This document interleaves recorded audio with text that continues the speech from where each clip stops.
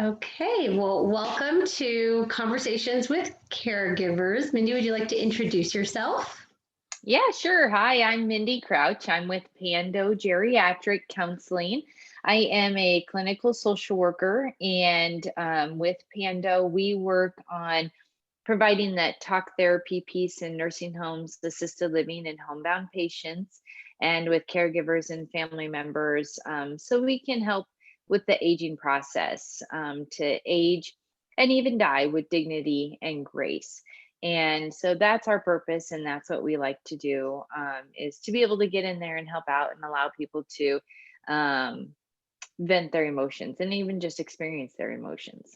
Sure. And I know there are so many wonderful resources for caregivers in our community. And a lot of times, family members just don't feel like caregivers. It just is sort of like an obvious course of action that they would help their parent or grandparent or spouse. So I think sometimes people that are serving as caregivers just don't even realize that they are caregivers. Yes, very much so. Because you Um, very much fall into the role. yes, it's this gradual transition. Mhm. So do you have you worked with people who have been in the home and then they did transition to like a senior living environment? Very much so. And the transition goes a lot easier if that person got to choose the facility that they go to and got to choose when they get to go. I mean, that's the ideal situation. But the idea of aging is that we want to help them maintain control for as much as possible. And as caregivers, we want to be able to give them that control and not power struggle over that control. And that can be really hard because as the Mhm. primary family caregiver for two grandmas, there was resistance on Mhm. their part for quite some time before it was like, okay, this is really where we're at and Mhm. what needs to happen. Do you feel like you're able to help that person reach a level of acceptance through the work that you're doing? Absolutely. And I think we're able to do it easier because we are the professional coming in and giving advice and not the family members.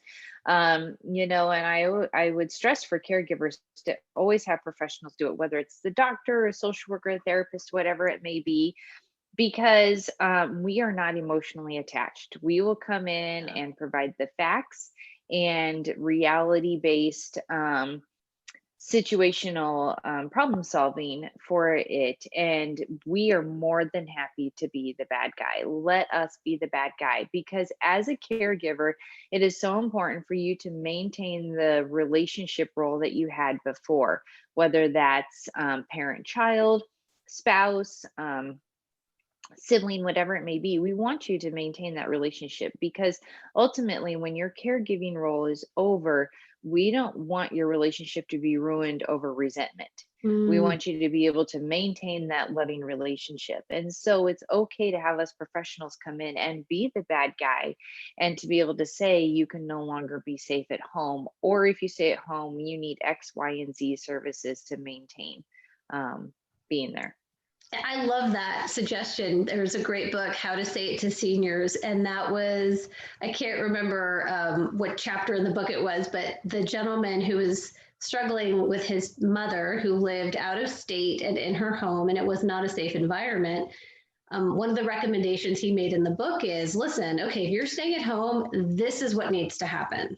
Hmm. And once they gave her the laundry list and the price points, and then really put the ball back in her court, then that empowered her to make the best decision for her. Absolutely. And that's where it goes back to giving them control. And it doesn't have to be the, okay, you take the wheel and we just follow along. It can be as simple as, do you like this assisted living or do you like this assisted living? You Mm, get to pick which one. You don't get to pick whether we go or not. You get to pick which assisted living. Or if you're moving to the assisted living, do you want this lamp or this lamp? Do you want this picture or this picture? Because what we find important, they may not find important, and vice versa. And so, giving them the laundry list of these are the services that you need, and this is how much it cost, or we could do option B at this, is again doing your caregiving while giving them the choices and control. And it sounds like narrowing down those choices can sometimes help it feel less overwhelming. Absolutely, because I mean, I know for us in the professionals, this is just our daily jargon. That's what we do. But Right. when you are in the crisis yourself, it is mud soup, and so Yeah. you're really looking for those professionals to give you that guidance and that direction. And so, if you're able to narrow down out of the difference between home health care versus companion care and medical assisted companion care versus non-medical, things like that that we already understand, and you can break it down for the family members, then it's not quite so muddled. Yeah, not so overwhelming. You Hmm. have a pretty unique perspective because you work directly with the elderly person or the senior person. Hmm. So, do you feel like there are some top reoccurring concerns or complaints that they have? Because we do focus quite a bit on caregivers, Hmm. and hopefully they're feeling that love and support. But I think sometimes we can kind of lose the person that we're taking care of in the process. So, do you Very have much so. any just top of mind things that are their biggest challenges? So there's a lot of things that come to mind. One of the biggest things that I really want to stress is we don't know what it's like to be old until we're old. Mm, So as a parent, we've been a child, we've been a teenager, we've been through the courses, but then all of a sudden we become experts to our elder loved ones when really we have no experience what it's like to be old. And our culture has really lost the respect of elders. We talk to them as elderly, which is a very disrespectful term. It's a throwaway, they're waste, especially if you go into a senior care living facility. There's that mentality of, I'm just wasting air at this point. And we need to get back to, they still have a very respected role in our family members because at every age they have a purpose and can teach us a purpose, whether it's how to survive a bad time, how to the mindset of getting through a stroke, the rehab they have to go through, and then just to really have empathy for the losses that they go to, because none of us have it in our retirement plan as a goal to go to an assisted living or a nursing home. Like, mm, as fabulous as these places are, that's none of our end games. And so we need to still maintain them as a person instead of a dependent, yeah. and keep them as a respected role within our family. The other thing, too, is as a caregiver, it's so important that we separate the disease from the person. Like if you have dementia, to understand that the dementia is taking over so we can still love on the person, Hmm. whether or it's a stroke or Parkinson's, to really separate that so you can maintain that respect. But the biggest thing that I hear is, I'm not needed. Like, does it matter if you fought in lots of wars or if you brought us to the civil rights movement? Your role feels gone and lost, and it's not respected anymore. Or they have zero control over their life because they feel everyone is taking over, when in reality, again, we've never been there. We're Right. not experts. We don't know. Well, and I think other cultures have this piece a little bit better figured out. And just through my studies in gerontology, I know that it was after the Second World War when we built out our suburbs and we had this urban sprawl, that's where kind of our family units started to struggle because people moved away from the cluster neighborhood. So, there was more of an intergenerational experience happening Hmm. back at Yes. before that. So, Yeah, and as Americans, we very much teach individual, so you mm, grow up to be able to take care of yourself and be by yourself. And so being a dependent is a very negative thing in our culture. that's a really good point. I Mhm. know that's a reoccurring thing I do hear in the chat rooms online. if they're even called chat rooms anymore. I don't know. These are more groups I'm in online. It's she's asking me, 50 times for the same thing. And I think education helps a lot, but you pointed out just an empathy and separation of there's a disease and then there's the person. And it can be really hard to keep hold of that person as a disease progresses. My mother-in-law has dementia and she's becoming fairly nonverbal. So, it can be, it does feel like there's a loss of what is the disease and where is my family member. Absolutely, because like with dementia specifically, you're really watching your loved one die twice. Their Yeah, shell of a body, you're watching them die through each of the phases that they go through, and then the actual physical death, which sometimes brings on relief instead of sadness, because one, you've already mourned for them, and two, you're relieved that they're no longer suffering.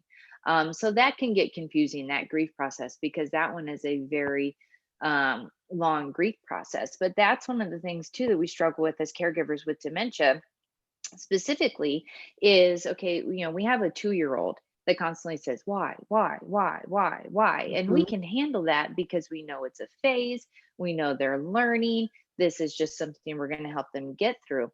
So when a person with dementia starts going why, we get frustrated because the outside, we know that they should know better, my mom used to know better, right. and they don't learn. And that's where we get super frustrated, is because they're not going to learn and it's not going to change. And that's why it's so important that you separate the person from the dementia so you can handle the repetitive questions, knowing that that's the dementia taking over, not the person. Yeah, that's really good advice. So for the people that you are going in and counseling, do you have like some baseline ways to help them manage or cope with the changes through aging and the losses that they're experiencing? I mean, if having that sense of purpose is one of their biggest challenges they're facing, how do we help them navigate that? So really, even just in America, retiring is a huge loss for us, that loss of purpose, because your identity, as Mindy the social Mhm. worker, is gone. And so really reframing it, letting them know that they're, in some cases, it's not depression, it's grief, Mm, and helping them verbalize a purpose or finding new ways to be helpful, because the people who are successful at aging are the ones who will find alternative ways of achieving the same goal. So whether I used to hop in my car and drive to the store, maybe now I have my child drive me to the store, or I have a hired caregiver drive me to the store, or now I take a mobility bus to the store, or now I order from the store and have it delivered. So if you're willing to find alternative ways of achieving the same goal, you will be more successful at aging. The other thing too is, on a scale of 1 to 10, 10 being super happy, we strive for that 10 all the time. And a lot of people feel that they have failed or they're not happy if they're not at a 10. And it's just not realistic to be at a 10 all the time, especially if you've experienced some losses in your life, or your life is yeah. changing in a way that you don't have control over. You have a walker now, or you're on oxygen. You don't have control over that. And so you've got to learn how to find happiness and contentment at maybe a 5, a 6, or a 7, which is still okay. And there's nothing wrong, and having the realistic expectations that a 10 every day, all day long, is not obtainable. Well, I mean, life is 50-50, and our human brains were designed to feel all of these different emotions. And you would know better than me. I feel like, there's 5 or 10 basic emotions, but I think there's like over 400 different emotions that we could technically feel. And we have this, like you just said, I think at every age, we have this fantasy that we should be operating in this 8, 9, 10 space for the majority of the time. But it's just not, most of life is pretty uneventful. Yes, and we spend most of our life trying to avoid those negative emotions. And again, that's not realistic or healthy either. We've got to learn to experience them, make room for them, and push Mhm. through them so that way we can enjoy the good ones. Yeah.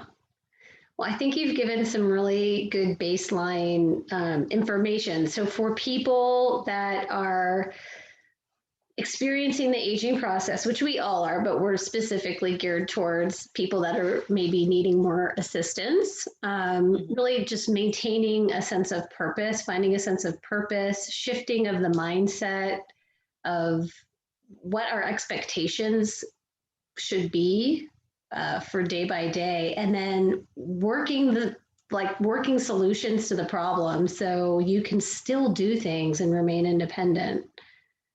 Those were kind of the three key takeaways that I had. And then for our caregivers, really just having we've not done this. We haven't aged, so Right, exactly. And the other thing I think that everyone, I hope if they really take away from this pandemic, is if you're feeling isolated now, this is how our loved ones have been feeling long before the pandemic. And this is a great opportunity to walk away with a lot of empathy and to become better at taking care of our elders, and reaching out, because they haven't been able to drive, or they have been homebound, or they are stuck in a facility. And so again, if you're feeling that lonely, isolated feeling now, you can better empathize with our elders. absolutely. And I would encourage people to get creative in how they are forming connections. There are a lot of online opportunities, and I think the fastest growing population of people on Facebook are over 65 years old because they want to stay tuned into what their grandkids are doing, Yeah. with other people's lives. So just because you're at home, if you have internet connection, which I'm going to say you probably do since you're watching this, explore what the options are to connect with people online, because Mhm. there are some really good opportunities. So, well, I think this has been very helpful. Thank you very much. You're And welcome. I would love to get your contact information, and I'll put it in the notes. And people in the Omaha, do you primarily serve people in the Omaha metro area? We're in the Omaha and surrounding area, and then we are also in Council Bluffs and Lincoln too. Okay, But right now we have the capability to telehealth, um, anywhere in the state and in Iowa. wonderful. All Yeah. right. Well, thank Mhm. you very, very much. I appreciate your time. Yeah. You are most welcome. Take care. You too.